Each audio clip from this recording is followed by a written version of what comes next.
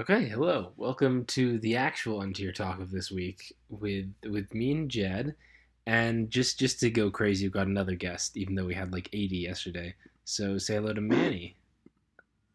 Hey, Hey, how's everyone? they can't answer Good, bro. you. Don't you know how this works? I was assuming she was directing that at us. Yeah. I know.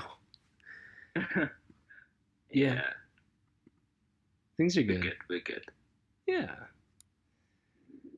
We should technically mention that since the last cast, we banned Butterfree and Kangaskhan. That's been talked about a lot, so I'd rather kind of just jump right into PUPL. Yeah, Okay. Yep, let's go. yeah. I think everyone's pretty clear on what they did and how Kangaskhan was definitely going to end you anyway. So if you're against it, doesn't even matter. Anyway, PUPL. Week 4 was the big shakeup week. We had like the set teams at the top and the bottom, and now we've had like a bit of a break kind of going to the last few weeks, just based on the results. A lot of like major game results happened. So we'll start with the first one, the first top set. The top set, I guess. It's not the first, it's just the one highest on the thing, which is the Meowsticks versus the Dedens. My team versus Ajad's team. Uh, That was a fun one to watch. Mm-hmm. the games were good. It's just like we as the Meowsticks definitely like did not put out as well as we could have. There were multiple games that just like were kind of shit from us. And don't get me wrong, we still should have tied the Dedens, but yeah, we took the loss here. It's the split between like you didn't do as good as you clearly could have, but also you definitely should have gotten the tie anyway. But also you wouldn't have needed to not be like unlucky if you just did better, which we didn't. Um, like we won 2 out of 3 SS. We've been like relatively on top of SS, but then we picked up one old gen out of 5, and it was just real ugly. I guess we can start with SS. This is my game versus Finch, where Yeah. I don't know how much I can really say about this. I kind of just hit everything I wanted. Best turn one ever. Yeah. Yeah, I brought Babiri Berry counter Wigglytuff and just killed the Berserker. It didn't even Ironhead, which I was mad about. But yeah, like everything went my way this game. I thought Finch would have like something balanced, and I just went with like really offensive Volt Turn, and it was already a nice matchup. And then the Wiggly just luring the Berserker turn 1, like pretty much killed this game. Instantly. Yeah. It was just unfortunate. Like, this balance team is not the greatest in general. That's just because like I didn't have that much time and Finch wanted something balanced. So this is the best that we could come up with. But yeah, definitely something offensive like this was a really good matchup, and the niche untier set worked. So Yeah, I really do rate counter Wigglytuff though. It's pretty annoying. It's not amazing, but like it's not like a complete one trick pony. But yeah, like normally the team is like Banded Berserker plus Executor plus Unpheasant plus Silvally Rock. All of that wears down their Berserker. But sometimes Wigglytuff just removes it before that even happens, and then you don't even have to worry about it. So yeah, Wiggly plus what's it called, Berserker abusers sounds like a really fun thing with that specific like idea or archetype. mm-hmm. Yeah. I feel like that after the Wiggly thing, Finch like had a psychological disadvantage. He kind of played scared. He didn't know what else he was gonna bring. Yeah, I think I agree with that as well. I think he could have potentially maybe won with the Mushana, but just sort of never happened. Yeah, Mush was definitely going to be a threat. A lot of that I have a taunt on Pheasant, and Banded Berserker like flinches it eventually, but that's not like amazing counterplay. It also didn't help that my 30 speed IV Wigglytuff got the not the priority, the pivot on him. Like if he got momentum early on, maybe things could have gone different, but that also helped a lot. Yeah, like in between like Stone Journey clicking Stone Edge and what's the other thing that we have? Savali Ice clicking ice moves. Mm. We could have weakened the Berserker to a point where Mashana won, but Yeah, I think Finch got tilted out after that turn one. Yeah, I mean, to be fair, like that's completely understandable. I can't blame him. If I was him, I would have been very tilted. I was probably more tilted than him after turn one, to be honest. Mm. There's Bugsnator versus Osh. This is the SM game we lost, and this was kind of disappointing because honestly, I'm pretty sure if we had Synthesis on Tangela, we would have just won this game fine because Osh had like really bad Tangela checking tools. But it wasn't Synthesis, and he got a spike up early that we didn't remove because we fucked up with our Mr. Rhyme, and that was like pretty much the game. Like we needed our Tangela real bad. And between that not having Synthesis and we sacked our Rhyme because it ended up being a max speed Sand Slash that we tried to rapid spin on, like sack our Rhyme for the spin, and that did not happen. And between that was pretty much the game. Like I thought both teams were fine. Nothing, there weren't like crazy terrible plays, but that was pretty much just gonna cost us no matter what. Yeah, I feel like the game was a really fun game, to be honest. Though it was like a really close game, came down to the wire. Mm. Another team where Golduck wins at the end. Interesting. Golduck is the GOAT, bro. Golduck is the unbeatable GOAT. I don't know. Golduck's such a weird mon. I can't wait until people stop just running Scarf and start using more other stuff because it's fun. I just think Volturn's really good right now, and it has flip turns. So yeah, for sure. But yeah, that's pretty much the game. Like I don't think anything too bad happened. The biggest thing was just the lack of Synthesis hurt, and then there was Termi versus Everardo, where you brought a Shuckle, the Hatcham bait. What do you do? I did not bring the Shuckle. Everardo brought the Shuckle. Okay, I was not there for the decision, and he wanted to bring it, so I wouldn't have changed it anyway. So, yeah, he can bring what he wants, and to be honest, like it's not a bad team. Like, the team works. It's just unfortunate. Blow out the mic. Yeah, pretty much. Early on, I was actually really scared because we had an itemless Gorgeist, but he ended up being special nasty plot and won the speed tide to just kill our Gorgeist. And if that Gorgeist had also been Moonblast, which was something I had been running the last time Appleton was in the tier, then we could have very easily lost this. But instead, Everardo kind of played it a little weird. Like, I feel like Galarian Mime was a really big threat, and he sacked it just to get damage on the Berserker. Rather than, like, trying to use Ninjask or anything to get damage on it. And then, kind of, like, nothing happened. He didn't really do anything, he just kind of lost. It also could, like Colbert Gorgeist also could have messed this up. But yeah, overall, like, yeah, the threats never took off. Like, he had a bunch of scary stuff, but they never did anything, if that makes sense. Yeah, it's a bit of an odd team. Like, meanwhile, Termi just had a bunch of strong breakers, like pretty simple stuff, compared to them, I guess, more strange strategy that Everardo was trying to pull off. Yeah, the webs with the Hatcham, with the item list Acro Ninjask. Yeah, just like a bit of a ratchet team, whereas Termi was like, we wanted to just go with pretty straightforward offense, and it ended up just being fine. Mm-hmm. Yeah, that's about it for that game. Old gens. Okay, Soulgazer versus TSR. This game was really sad. I loved our prep. We had it on point. I think TSR might be 0-4 through no fault of his own. He's been doing awesome prep. He's been playing pretty well for the most part. Okay, he threw the Pearl Stall game, but the other games have just been so unfortunate. And this one was basically, we had a Specs Eggy, which we noticed was really good versus all Soulgazer stuff, and it ended up working out really well. Like, I definitely favored us in this matchup, except for the end game, where Soulgazer reveals, like, he's got the Tlenet team, but it's an agility Sawsbuck instead of the typical, like, sub SD or whatever, and it just ends up getting flinches and winning. That was so sad. Which is like, there's nothing you can do about that. Sometimes things will just flinch and win.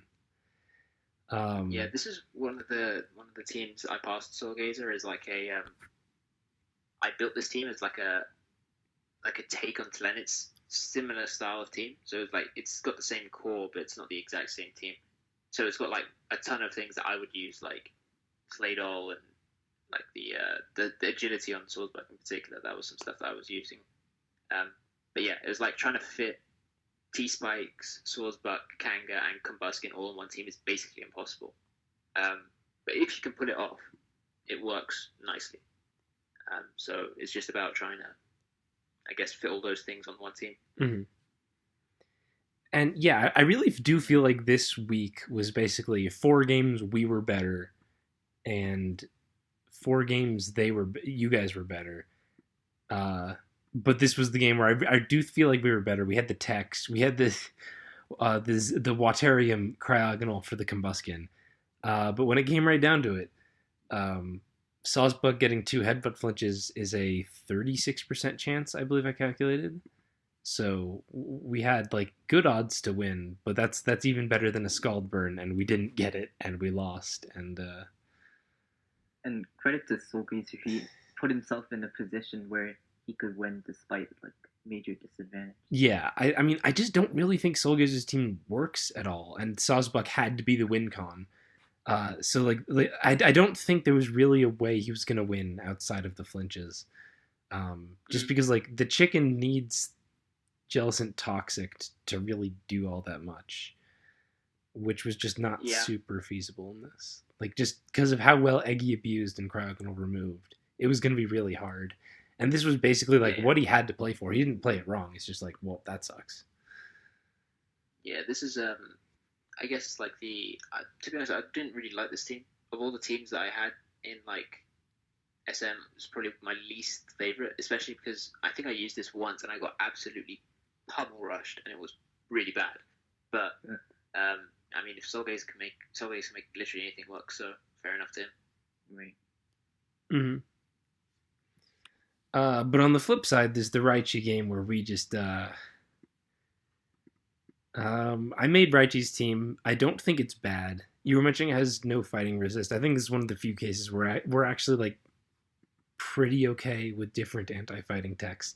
I just was not expecting hard stall from you, because I figured you've been mostly not building, and hard stall is like not what most of your teams are. And between that and the fact that just like most of the stuff we've been using, in my opinion at least, you probably just disagree because of what you brought, like is good versus hard stall. Most of the stuff I've been giving Raichi and Rob Jr.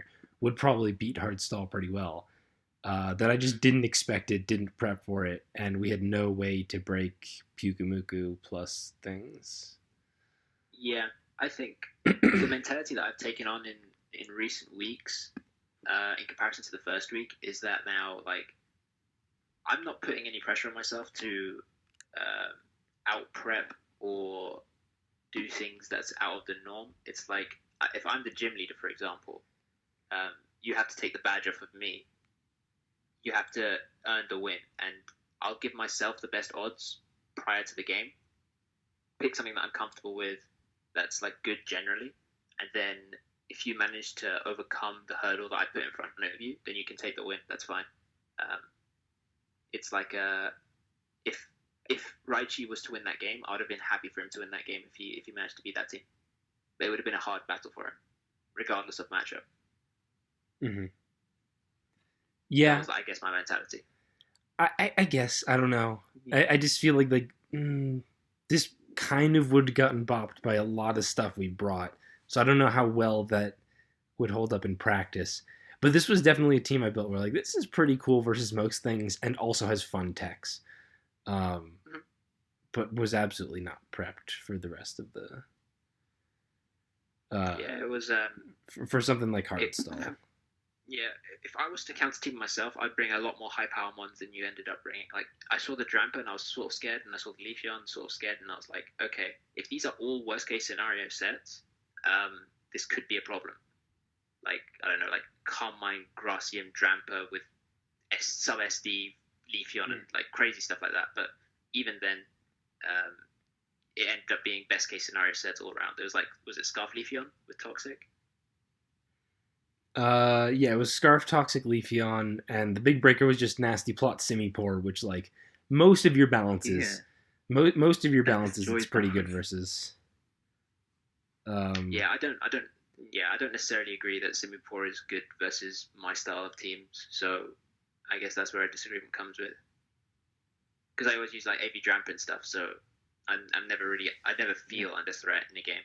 Yeah, that's like Simi-4 kind of blows back. Your water resists are like very temporary water resist in general, which I think you can absolutely get away with 99% of the time because offensive waters like that just don't really exist in SM, and when they do, they're blanket checked by non-water checks. Like Floatzel gets blanket checked by so much stuff, um, regardless of it being a water resist. But I think Simipour actually does a really good job of like AV Drample will just get blown back pretty hard, which is why I wanted to try it out.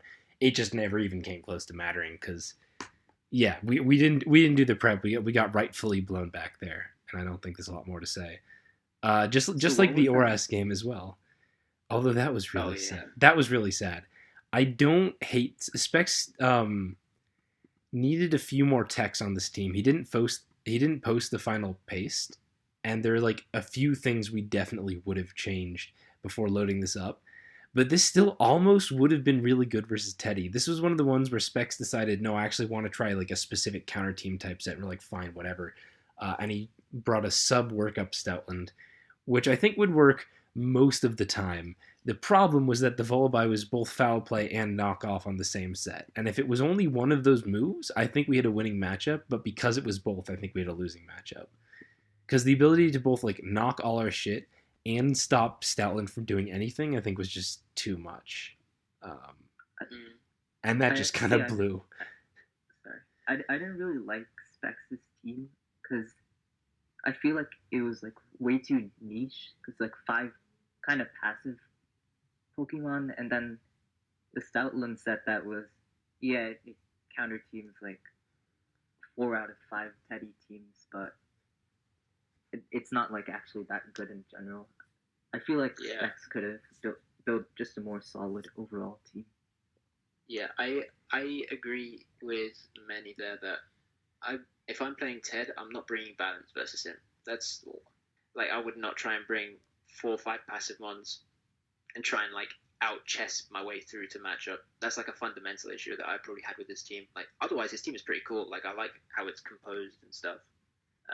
I just don't agree with how you go about beating Teddy. Like I agree. You go about beating Teddy by you go about like 3 separate wall breakers and hope one of them is good enough to buckle your way through, basically. I don't disagree. The thing is, that's just kind of the team that you have to make with this kind of Stoutland set. And this kind of Stoutland set was what he wanted to do. So I was like, okay. And like I said, I still do think it could have worked. Specs didn't get outplayed the whole game. And it was mostly just a lot of like that specific Volibear being such a problem. Which is just bizarre. Like just... I just keep staying because it's so weird to me that like that one really specific combo is the thing that it took to just make this such a hard matchup. It needed, I guess, better views on the, or more like I guess, momentum coming out of Clefairy. To be honest, like I think Golem being on Ted's team was a real big deterrent towards Clefairy. Like if Golem wasn't there, maybe he had a shot. Yeah. Mm-hmm. I mean, that would help too, but I really think just like such a small Volibear change, I would have gone like, if Specs loses, he just got outplayed, whatever. With that, I'm like, oh my god, I don't know what you would have done. Because like, it actually just kind of beat everything. We were not ready for the double Dark Stab, so that was... What was that Lapras set, though? That was pretty odd. I think that was a set that Ted wanted to run. Or this was like a team Ted built ages ago. Like back when Oris was the main tier, he had this team and he saw the Lapras set and was just like, yes, I'm using this. So it worked, yeah. I mean, I rate just like, Trapperus. It beats Stall like pretty hard. It'll just trap individual things and beat them. Like that's what I was using to beat Dundee's Stall. So I rate it. Yeah. I mean, I was Parasong, but still. So yeah, that's Oras. Black White we did manage to take. This was a fun one. I built a team that I thought was really fun around SD Vileplume, because I was gonna use growth, and then I was like, wait, it's a Gen 7 move, but I already built this really cool team. I'll just make it SD because that's still like eventually will beat Bronzor and stuff. I don't know how good it is gonna be in practice always. But it kind of works, and it could have done more work this matchup. To be honest, he didn't use a lot of Vileplume when he definitely could have just like used a lot more Vileplume here. Um, but overall, this was just a fun back and forth game between like a balance and a more offensive team, where Lil Burr came out on top. I don't have too much to say outside of like the SD Vileplume set was fun. Yeah. You usually don't see black and white games that are this good, so.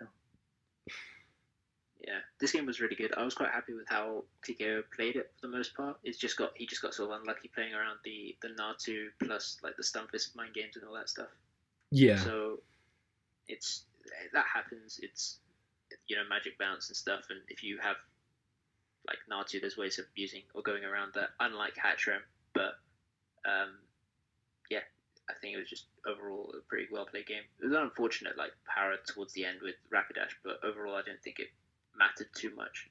Yeah, I think we still pretty much had it from there. I think the really funny bit though was the very end after it's like, okay, Lil Burr clearly has the game, and then Simipour almost fucking freeze crits its way through Lil Burr's whole team. That was terrifying, dude. That was just oh my god, if we lost that game, yeah, I would have been very disappointed. But it's okay. Somehow, Hustle's Wireless managed to clutch after Simipour like froze its way through Vileplume. So that was fun. Yeah, imagine getting all those sleep talk rolls and then knowing you still had to hit an 80% chance move. That's like yeah, sweating at that point. Okay, the last game is the Brufasa versus Alice DPP game. This one was just like a failure on all sides on our end. We brought this team because if you remember the last 2 weeks, our Victory Bells got to combine like 8 crits and just demolish people. And Fatty was like, I think I'm just going to build an anti-Victory Bell team. We figure, okay, we're going to face some like steals and stuff. So we're going to bring Probopass, plus Muck and Zangoose as like a trap abuse team because they're going to prep for Victory Bell. And then Metal Gross couldn't play, and you subbed in Alice, who just got a random team from Dread at the last second, if I'm getting that correctly. Had no steals, was actually pretty Victory Bell weak, and pretty good versus what we had. But even so, it wasn't like a crazy good matchup. We also just played it really fucking bad. And Brufasa admitted in our team channel after, like, I did not play that game. We really did not play this game well whatsoever. Honestly, I thought Brufasa's team looked like a real solid balance. It's just it was passive, and Alice took advantage of that. Yeah, really well. I agree with that. Yeah, I agree with that. I think I'm not I'll never claim to be a DPP like connoisseur, but just from previews, I guess it's like, or like after the game, you can see that Alice's team is stacked with offensive threats, and Rufasa's team sort of like it allows the other team to have a couple of okay, let's see what you got, and then Alice, because she has offense, like it's like okay, I have the tools, the necessary tools to abuse these defensive things. Yeah, it was like it was going to be hard, but a bit playable, and we just did not play it out at all. It definitely wasn't the matchup we were looking for, but I don't think it was undoable. Just we wanted something a little fatter, a little more anti-Victory Bell, all that, and like nothing our team was built to abuse actually showed up. That's mostly what just didn't help. So yeah, we definitely dropped the ball there, and that's Dedens taking it over Meowsticks. We were tied going into this week, so now Dedens have entered the top 4 teams, and we've dropped back down a little bit. And that's about it for the week. So the next one is the Carcoals versus the Clang Gang. So this is the Manny team. This is where we get to talk about your stuff. And this is actually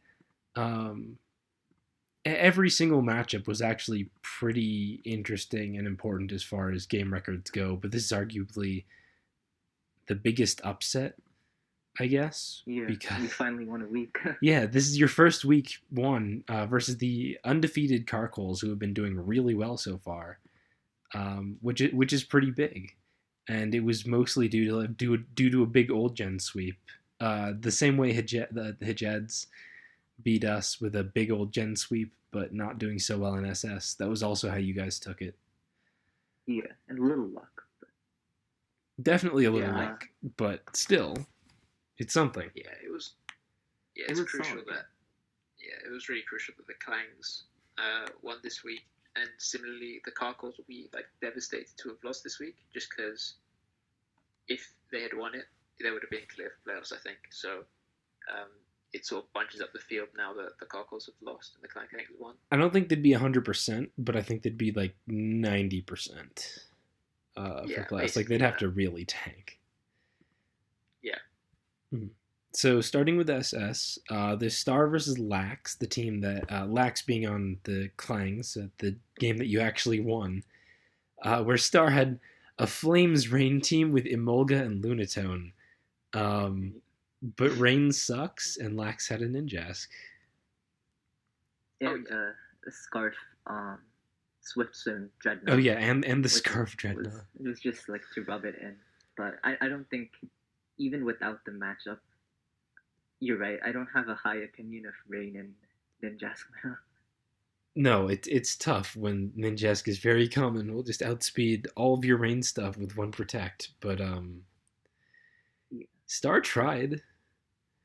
I think honestly, like the bigger issue is Rain and Butterfree, which loses to the same exact Mon. If it was Rain and I don't know, like Kling Klang, I'd respect it a little more because that's at least like if Ninjask is abusing everything, it can't also beat the Kling Klang, so maybe you can work something. I don't know. This did not work for Star, and it didn't matter that Lunatone put in a ton of work. Lax was still just pretty safe all around. Shoutouts to Gom for building this team as well as other teams. What was this like? I guess it's like bug spam, isn't it? With Pinsir and Ninjas. Right. Yeah, Bug Spam seems cool. Yeah. When you say this team and other teams, do you mean all three of your SS teams were gum builds? No. So Gum built the Lax team, obviously his own team, and at least one of the Sun and Moon teams. We'll get to that later. Okie dokie. Okay. But So yeah, Lax beat Star, but then you lost the next two SS. There was Piff lost to Felburn.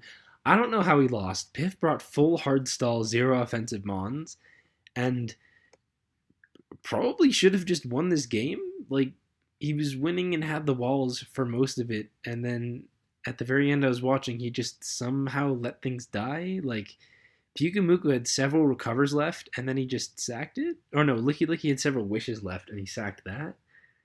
I don't know, it's like No, 300 he was terms. running I'm out not of going PP, back through it. I'm sorry, what? I'm pretty sure it was running out of PP by that time. But I think it was mainly a mistake in team building. Like, we were kind of last minute going over all the kind of stally mons, but it was getting really hard to figure out a way to beat every threat in this tier, and he just ended up throwing a bunch of fat Pokemon together. So that's why it doesn't. Yeah, It but... originally had a Mawile with rocks, but he took it off. Oh yeah, no rocks either. Yeah. I really do think the team should have worked, though. Like, again, I'm not going through the whole thing again, but my recollection was, no, he absolutely had this game won, and then he just kind of threw it away. Jad, do you remember anything about this? From what I recall, Felburn played quite well to put himself in a position where he could possibly win, and then Piff sort of choked by giving him more and more odds, like, continuously. Mm-hmm. Yeah, Felburn definitely played it right. Felburn got a lot of momentum with the Berserker. Yeah, and I should pull up the sheet. I believe Felburn is 4-0 in SS right now. Oh wow. Yeah, so Deservedly for it, by the the way. sheet has all Really those. good player. Yeah, Felburn's been doing good. Let's see. Overall records. Yeah, Felburn is 4-0 in SS. There's only 3 4-0 players and 1 3-0 player, so big shouts to Felburn. And then there was Gum versus Kepi, the game of the completely unviable sets. Any props to Gum for the Lax team I take away for this, because oh my god, this game was so Kepi brought the Scarf Kling Klang, and that was something. And the Fizdef Driftlin, which actually came in clutch because I think the Gums Clink Clank was about to do a lot of work. Mhm. I- Yeah, it was. I- Yeah, The thing is, this Fizdef Gums- Haze Driftlin as well. That was funny. Yeah, Gum's team looks like a classic XYNU like hyper offense team with a Marini stuck on the end. And that's where and it a, falls flat. and a rhyme over like something else, but yeah. Yeah, it's like if I don't think if Marini is like another offensive threat, like an offensive water, like a I don't know, like a two attacks Golduck with agility or something. This turns into a really okay matchup. Like for a hyper offense team, you can see where the pressure is coming from. Mhm. But with the Marini, it's just like you're just giving yourself momentum deficiency everywhere. Yeah, It just sucks. and it was specifically to support a sub-sleep Giga Drain Quiver Dance Lilligant mono grass move in a meta where Appleton, Kling Klang, Ninjask, and Driftblim are all incredibly common, as well as many other grass resists, but those were the 4 grass resists that were all on Kepi's team.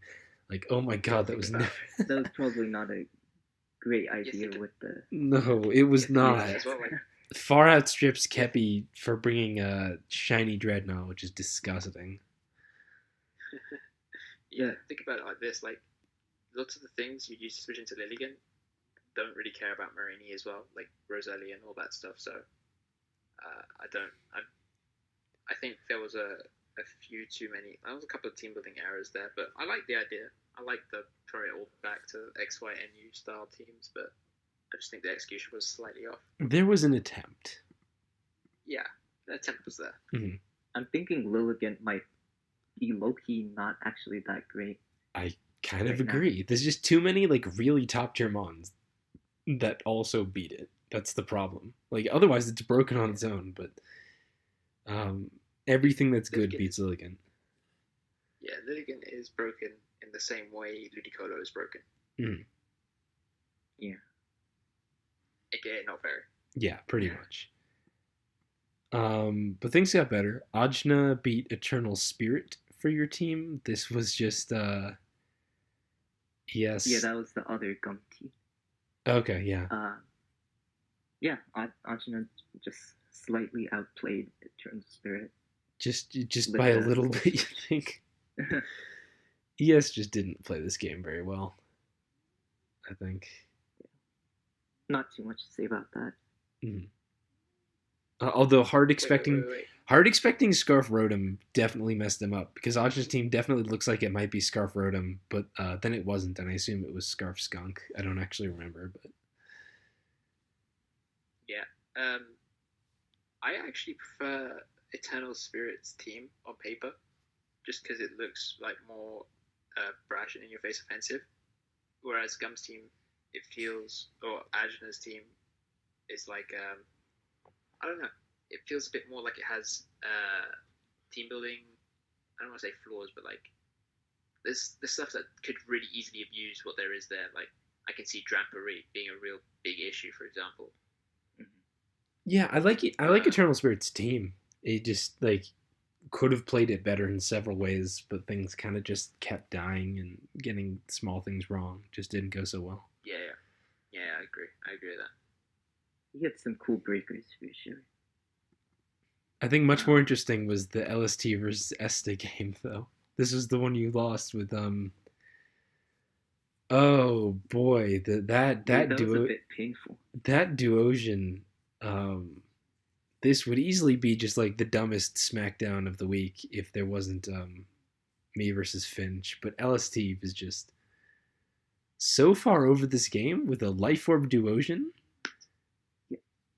So I think Asta, he was also saying later that he was like really, I think probably thinking too hard about like what kind of plays and double switches LSD was going to make, but LSD just ended up clicking buttons and getting kills with the Duosion and other stuff.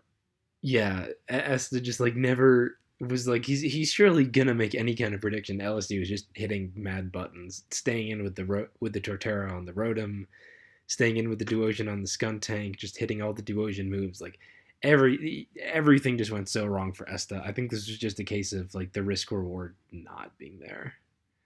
Yeah, I think Esther showed a bit of, I guess, play like mentality whilst playing things. Like I'm sure Esther's a fine player when they're not playing against high caliber opposition. I'm sure they're quite good, but when you play versus somebody who's not worse than you, they won't let you win for free.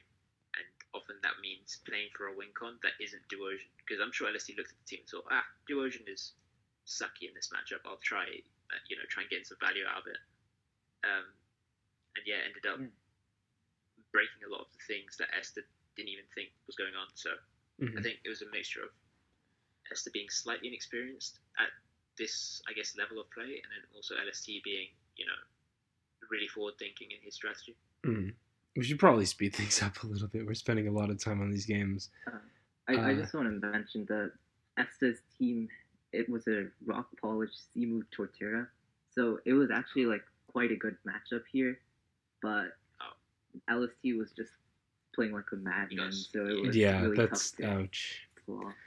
Yeah, I actually like Esther's team a lot. I also like LST's team a lot as well. Fortunately, you guys had the exact opposite thing in Oras, where I think Expulso probably had like plenty of decent things to do, but he got absolutely buttoned on by Kyo, who had like no business getting everything he did. I mean, Kyo basically just killed everything with like Simisage and Monferno, which should not have been just breaking everything for free. 100%. Yeah, absolutely everything went wrong for Expulso here, and like he had the acid armor Duosion that could have totally beat Kyo, and then he ended up just fucking up and sacking it. I think his Oras inexperience was showing. Expulso. He just didn't hit any good buttons there. I think Kyo actually played it pretty safe, but he just clicked the moves in front of him. So yeah, no, Kyo didn't make any crazy plays. He just did like the very basic buttons is more what I meant to say. And Expulso just kind of died. Fell apart. Yeah, fell apart in front of him. To be honest, it wasn't really nothing. He didn't really put up a fight. I built Kyo's team around the Sage like Dual Monkeys core. You built it? I assume Kyo built it because he loves the monkeys. He loves Electrode. And Electrode. Electrode is his thing. You made the Electrode for him? Oh, no. So, I built the team with Scarf Mime over Electrode, and then Kyo was like, you know what, let's use Specs Electrode. And it worked out. I believe that. It's a good mod. Yeah. I actually believe that 100%. Kyo loves Electrode a lot. This was a good Black-White week because we also had Evigaro versus GGGD Pablo, and this was also a pretty good game. No. Was it? Was it not? I don't think it was a good game. I don't think it was. Did you see the game? I thought I saw one where Bulk Up throws 6-0'd. Bulk Up throws straight one, bro. It's like 10-10, he comes in, just bulks up and wins. Oh, God. Yeah, no, I didn't actually remember this game whatsoever. Yeah, okay. Yeah, turn 10, he just went into bulk up, rest, sleep talk, storm throw, which is like really fucking rare. So I don't blame Evigaro for being pretty weak to that. And just died. I totally lied. I did not remember this game at all. Yep, okay. Pablo just won with throw. Next game, Jihei versus Spatial Rendezvous. This was the real kicker for the luck, because this was like a totally fine DPP game where GA was just a little bit ahead and playing a little bit better and had a win until like a very last turn crit. Like that was literally just the game. GG, I lost, was fun. Oh, I crit you on the very last turn of the game. Oh Yeah, well. GA definitely took a lot of risks, and they worked out until right at the end. Like Mhm. at a certain point, I believe he made a double into Perugly, like risking a burn from Mischievous, but which would have lost him the game. But he just outplayed Spatial. I guess it's Spatial did put himself in a point where he had at least a crit's chance of winning. So Yeah, I think when you put it like this, PPL has just been full of like last turn luck. Can you like the one that sticks in my mind is obviously is like the Osh game versus Eternal Spirit, but this game also there was some ice shenanigans that happened also this week with last turn freezes that could have gone really badly. Like this game really wants to mess us over in like the last few turns.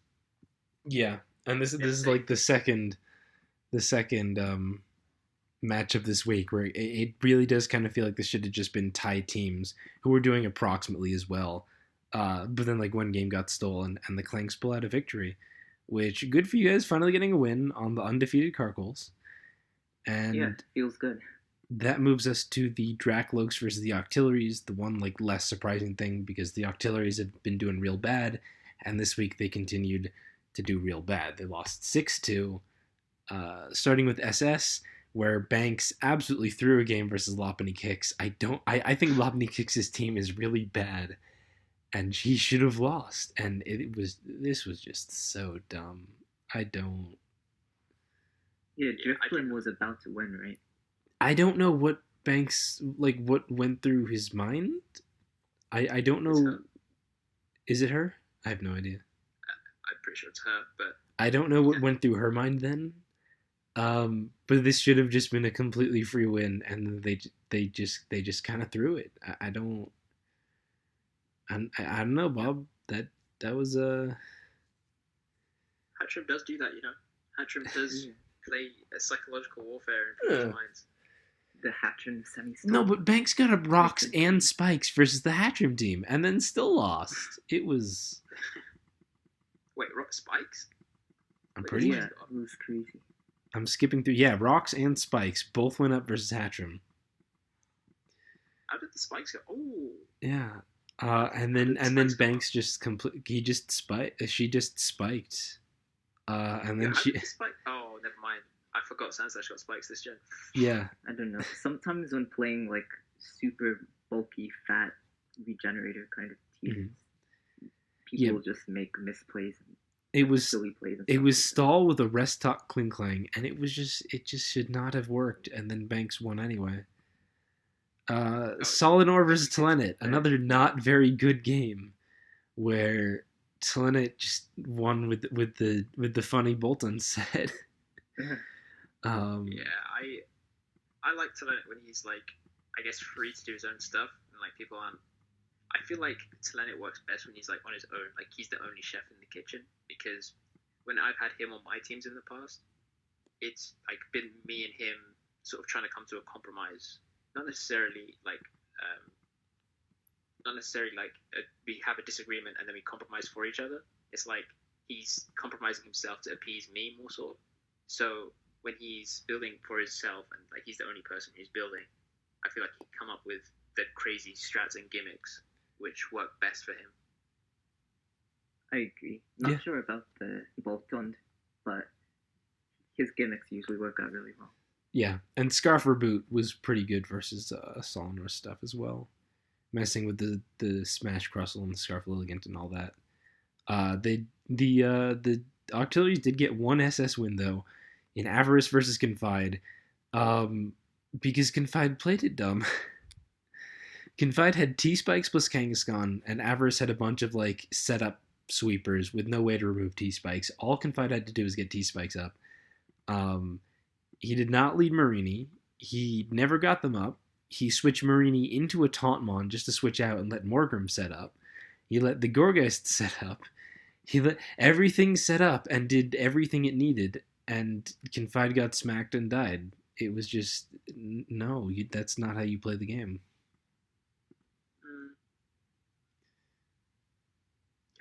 Yeah. I mean, Meowstick was gonna be a threat too. Like, if T Spikes didn't go up, Meowstick was 100% winning this game for free. Protect Culberberry Meowstick versus a team with like four Psychic Weak Mons, three Psychic Weak Mons, a Driftbloom that dies, a Marowak that dies, and the Kangaskhan. Like, it was not gonna go well.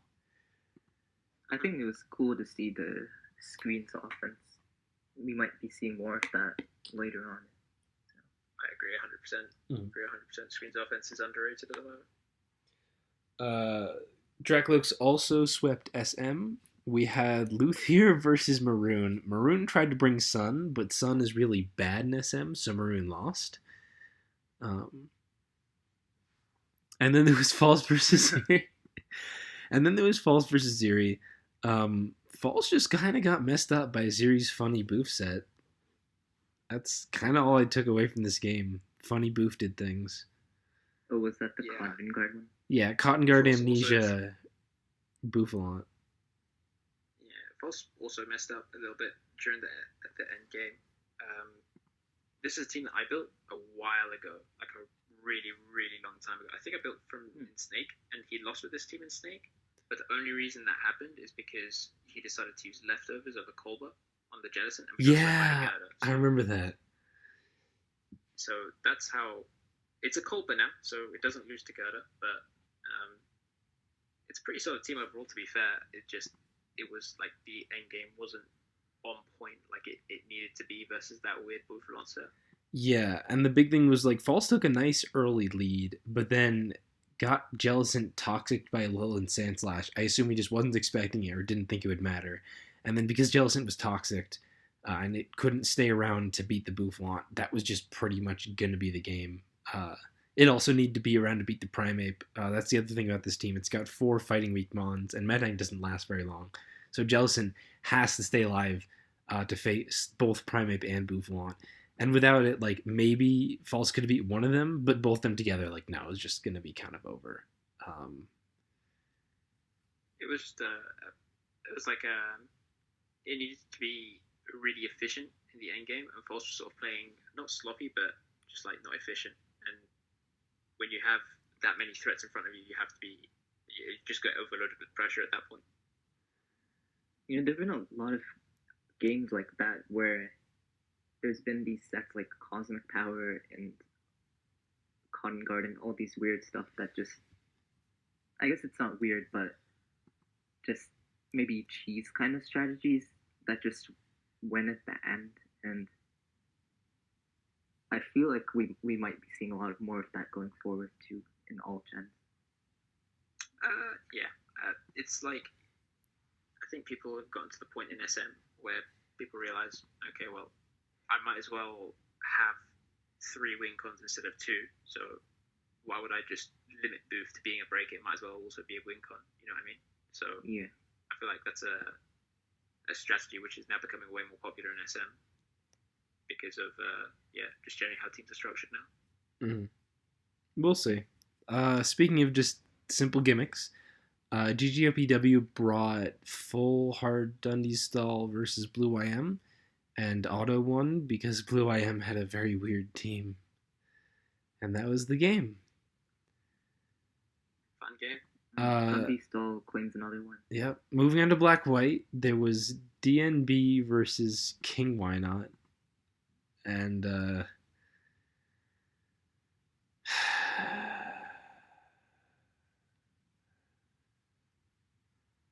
this was just pretty dumb.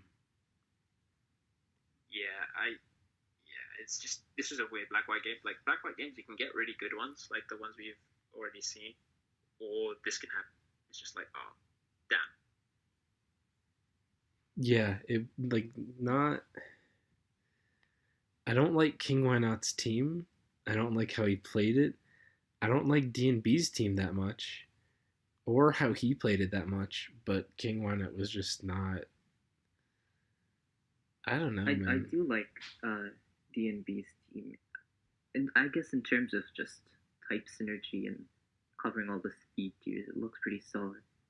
But King Why Not seemed to rely on jump fluff a whole lot, and that's what was getting like putting all the work in, and then it like turned out at the end that Jumpluff only has 50 attacks, so it's not gonna actually kill the Yeah. Pokemon that it's I mean, previously. he threw versus late game Banded Torterra, which is just such a weird thing. I don't, you know? Yeah, I will publicly denounce both of these teams just because they both lose to Spikes really, Yeah, really bad. absolutely. And a few other things, but Spikes it's is the black big and thing. white. Yeah, it's black white. But I but mean, it is black white, but still like. do you want that much pressure on your Behemoth? You're putting all of your eggs in a Duosion sized basket at that point. Yeah, DMP's team just insta loses. Like, it doesn't even. All right, we should keep it moving, especially for a game like this. This is not where we need to be wasting our time. The only other win the Octilleries got was ZS beating Haseup in DPP. This seemed like a pretty interesting game overall. Like, just fun teams from both. Haseup had Rain with the Diglett. ZS, I think, played this pretty well to just beat Rain, and like he had the available tools, and it just kind of ended up working out. Yeah, agree with that. Yeah, he was very clutch. Like a very close, very fun game came right down to the wire. ZS clutched it out, but it didn't help his team because the Octilleries got a little smacked, as did the Bearticks versus the Clay Dolls in arguably the other like really big upset. I'm not too surprised to see the Clay Dolls like win necessarily, but a full 6-2 win does surprise me. But the Clay Dolls like really pulled this one out. The Clay Dolls are like really ahead of the meta in SS, I want to say. Yeah, they 3-0'd in SS, and that was very big. Very active. Yeah, I said this last week or 2 weeks ago that the Clay Dolls and the Carcoals were the best two SS teams, and yeah, I think generally speaking, you said Clay Dolls and Meowsticks. I remember because you complimented me for once. Oh, Senpai Jed noticed me.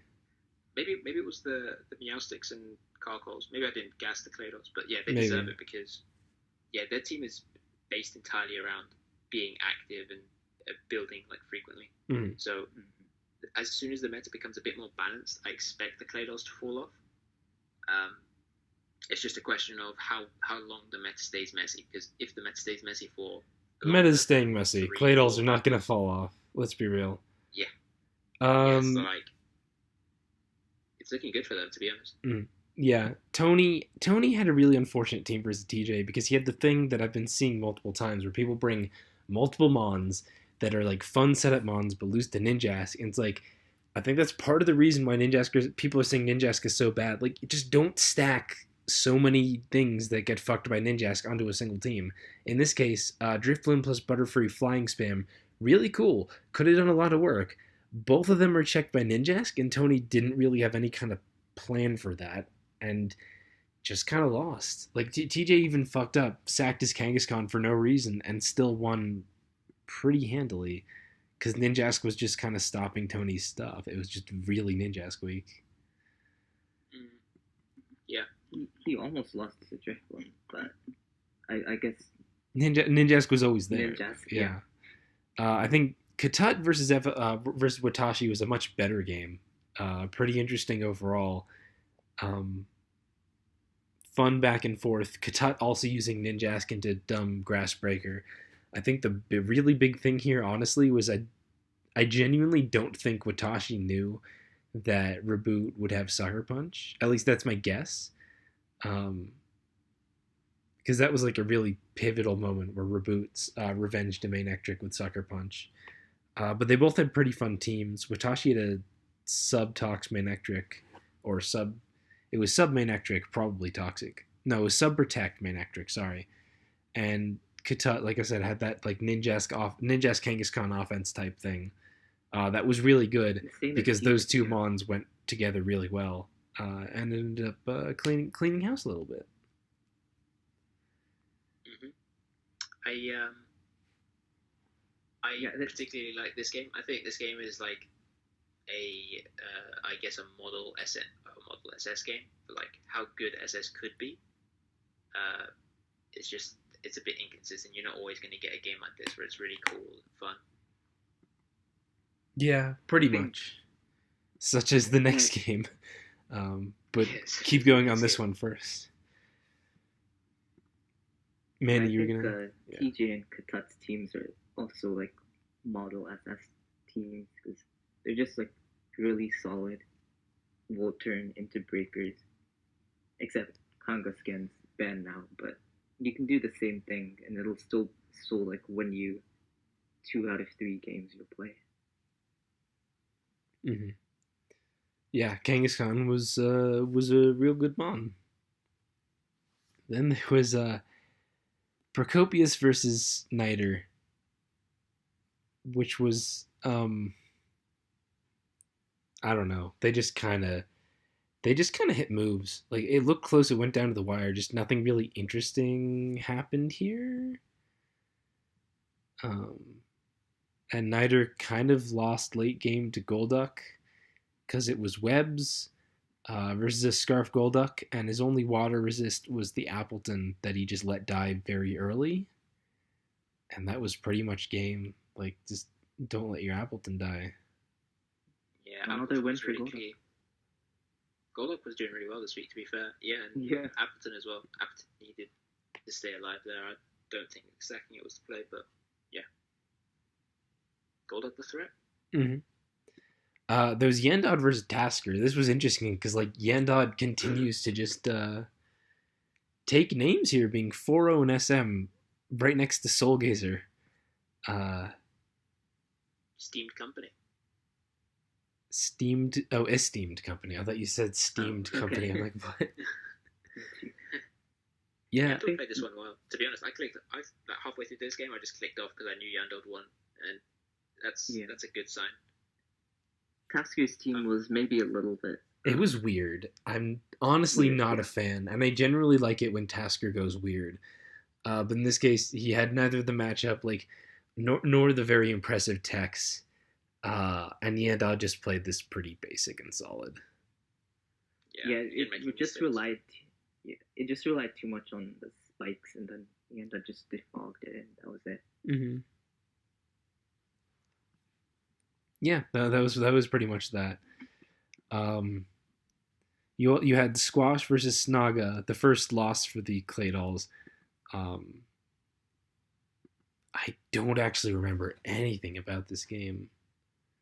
Neither do I, to Let be me fair. bring this up. Snaga just kind of won, it looks like.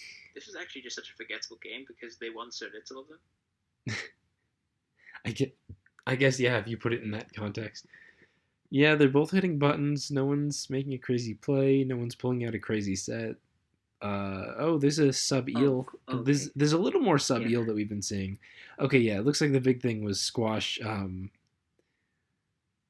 He wasn't totally ready for this sub eel and just kind of ended up winning late game with like very minimal support, like previous setup or anything. Oh yeah, and then there was the Trick Room Jellicent that ended up like not doing anything and just spamming recover, and dying, hoping for Cursed Body. Yeah, nothing much happened here really. Okay. Yeah, Staggered just sort of overloaded on Squash, and it worked out well for him. Yeah, I can't believe I'm going to say this. The other win the Bearticks got was Anti beating Lighthouses with Oh my the god. famed Assist Boomburst team. They'd already lost the week. So Lighthouses uses the excuse of, dude, I just loaded up a random team, bro. Anti's just like, well, we lost the week. I'm going to bring my fun assist boom spam. He played this really well. Yeah, he outplayed him so hard. Anti outplayed Lighthouses like every step of the way here. It wasn't even like an especially good matchup for boom spam. Lighthouses just got dropped. I agree. I think Anti is playing a better Oras than a lot of the Oras players in the field at the moment, which is quite funny. No, he absolutely did. Yeah, this was a really impressive game. Oh man, yeah, that was wild. Please come back, Anti. Please come back. On the flip side, you had Chill Shadow versus Alcyone, where Alcyone brought Rain. So there's your black white Rain for the week. Did he bring it like more than twice by now? Probably. Or is that someone else? If I had to guess, that does sound about right. Um, in the past, Rain has just been very lucky. In this case, Chill Shadow's team was just kind of weird and ended up I'm pretty dying. sure he still. Oh no, this was the game where CS got lucked again. Jesus, right? Yeah, Okay, Alkion was losing with his Rain. Okay, yeah, Alkion was losing with his Rain, and then he T-waved to Stoutland as his Volbeat died and went hard into sub Simipour and just waited for Stoutland to get paralyzed, and Stoutland got double paralyzed, so Simipour could get both a sub and a nasty plot. Um, and then that was the game. Fun game again. Rain it really sucks continuing Rain continuing to not be that good, but be very lucky. God damn it. Maybe it's a curse. Yeah. And then the last game of the week was Drud versus Gefarlicker Random, who is generally a good player in my opinion, but I don't think he was that great here in his Yeah. DVP debut. It's just- I think Drud just kind of outplayed him here. Yeah, Jordan's- acknowledged. Yeah, Jordan is just really solid, and like, if you're I guess a tour player without any or too much DPP knowledge, trying to beat him, you're probably gonna have to pull off some kind of special sets, not just bring the standard thing. I think it's definitely possible to outplay Drud. People have been doing it in this PL. Gefarlicker was just strongly not doing that, and it wasn't a blowout. It was kind of close. Drud just definitely had it. Agreed.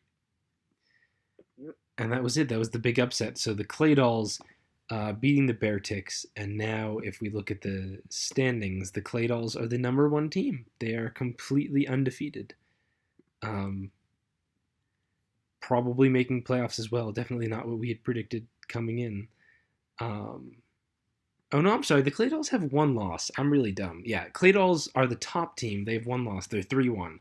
Carcoals also 3-1 with a single loss. We have Dedens in the third place slot after having been like tied and a little bit behind with Meowstick, pulling ahead with the win.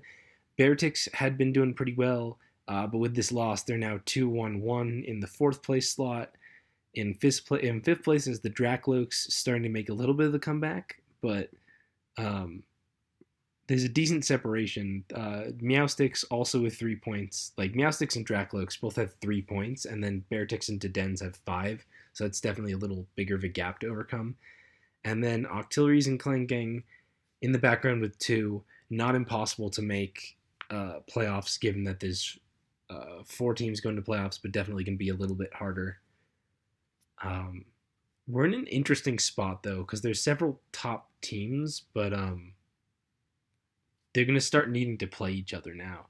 In this week, we're having Clay Dolls are finally playing the Carcoals, and the Bearticks are finally playing the Dedens. While Meowsticks and Dracloaks both are playing the teams in the back, looking for an opportunity to like build points as some of the top teams have to take each other out. So it's going to be a fun, interesting little experience here. Yeah, I feel like it's going to be the best week so far. This is where the meta is. I think every week's going to be the best week so far. Okay, last thing, I just want to briefly talk about the record sheet because there's some fun stuff. We're seeing some really strong... the sheet shows what teams have how many wins each team has in each gen to kind of show where teams are at. So in SS, we have Carcoals and Clay Dolls at 9-3 and Meowsticks at 7-5, and every other team is negative. There's 8 teams, 3 of them are positive in SS, like pretty decently, and 5 of them are negative. Bearticks, Dedens being 4-8, Clangs being 3-8, Octilleries being 5-7. So definitely shows a little bit of like the separation who's picking up on the new meta there. But then you get the complete opposite. Dedens 7-1 in SM, Clay Dolls 6-2 in SM as well, with that core of Yandod and literally whoever else. Bearticks, Carcoals, Dracloaks, Clangs all at a solid 4-4, 3-5. Meowsticks also 3-5, and then Octillery's 1-7 with the bulk of the losses there. Then we get to Oras. Beartix being 4-0 in Oras with that anti-win between him and Bobby Dagan, who's been really impressive there. And then everyone else, Claydol's 3-1, Draclix 3-1, Deden's 2-2, Karkles, Clangs 1-3, Octillery's 2-2. Meowstick 0-4. We've been fucking lucked 2 weeks, and we got lucked the first 2 weeks, so I can't be too mad about that. Like, obviously we should be doing better, but there's only so much you can do. Like those 2 weeks just sucked. Black White, no teams are crazy in the lead. A few are 3-1, a few are 1-3. Pretty even stuff. And also in DPP, there's 1-3-1 team, and everyone else is there's 1-3-1 team, 1-1-3 team, then everyone is mostly 2-2. Black DPP being the pretty balanced gen right now. And that was mostly what I wanted to hit, just a bit of a summary of how the tiers are doing. It's pretty interesting because, like, very few people have swapped gens. Like, Somalia is playing Black-White this week. I've been in Black-White and SS. A couple other people have gone between SS and SM. But for the most part, it's been, like, pretty stable to see who's leading the pack everywhere. No one's really leading DPP or Black-White that hard. But Bobby Dagan, Lighthouses, and GTOPW all doing pretty well in Oras. Yandod and Soulgazer and LST and Hajad are all ahead in SM by like a fair bit. And then in SS, there's the strong 4-0 and 3-1 players with a big gap between them and the next best players 2-0. So Avarice, Bugzinator, TJ, Katut, Star, and Philiburn. Okay. Okay. Yeah, I just wanted to get that summary in. I do think the sheet's really fun to just look at and see where people are. But speaking of things that are really fun to look at, I think we can end this off with a bit of a gimmick corner. Cool. Manny, if you want, you don't have to share anything, obviously, but you may if you would like. I think you might know what I might share. The Specs Dedan, Yeah. which I've brought a few times. It's your typical Specs electric type, except, well, the fairy typing is actually really cool because suddenly you can beat Appleton and, like, AV Chan, and you have a really strong Dazzling Gleam, and you're not revenged by Ninjas or Mach Punch, so, yeah. Yeah, it's not. It's honestly not the worst thing I've faced. I can say that for it. Thank you.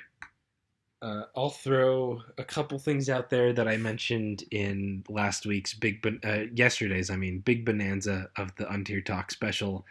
Momentum Golduck with Yawn and Flip Turn as just a way to force the switches and get yourself some momentum. But Berry counter Wigglytuff is a nice way to do like more offensive rocks, because otherwise, like if you're not doing Wishport stuff with it and you just want to run Stealth Rock Wigglytuff, it's a little bit of a dead weight even with Teleport because so many things kind of bop it. So I found a lot of defense investment and counter really helps, although I think T-Wave is probably worth a shout. Tangaberry Synthesis Executor is fun because you can eat a Berserker U-turn and still have your Executor. Tangaberry's the bug resist. What else? I think Scarf Berserker as well is just generally like a good regular set that I think people should just run more as like, oh yeah, that just makes perfect sense.